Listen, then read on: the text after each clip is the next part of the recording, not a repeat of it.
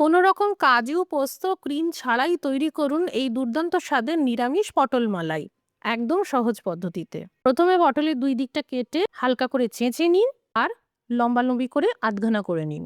১৫টা পটলের জন্য ৫০ গ্রাম পনির নেওয়া হয়েছে। পনিরকে এইভাবে হাত দিয়ে মেখে নিন। চাইলে বাড়িতে তৈরি ছানার ব্যবহারও করতে পারেন। মিক্সার জারে ২ টেবিল চামচ টক দইয়ের সাথে এই ঝুরো পনির জল দিয়ে গ্রেট করে নিন। একদম জোর আঁচে সামান্য হলুদ গুঁড়ো আর লবণ ছড়িয়ে পটলগুলোকে বেশ ভাজা ভাজা করে নিন। অতিরিক্ত তেল সরিয়ে দিয়ে ১ চামচ ঘি তেলে যোগ করুন। গোটা ফোড়নে লবঙ্গ, দারচিনি, এলাচ, ২ চা চামচ আদা বাটা দিয়ে দিন। ১/২ চা চামচ হলুদ গুঁড়ো, ১ চা চামচ কাশ্মীরি লঙ্কার গুঁড়ো, ১/২ চা চামচ ঝাল লঙ্কার গুঁড়ো, ১ চা চামচ ধনের গুঁড়ো, ১/২ চা চামচ চিনি। পনির আর দইয়ের বেটে রাখা মিশ্রণটা দিয়ে দিন আর 1/4 কাপ জল দিয়ে বেশ ২-৩ মিনিট মতন কষিয়ে নিন। এই ভাজা পটলগুলো দিয়ে দিন।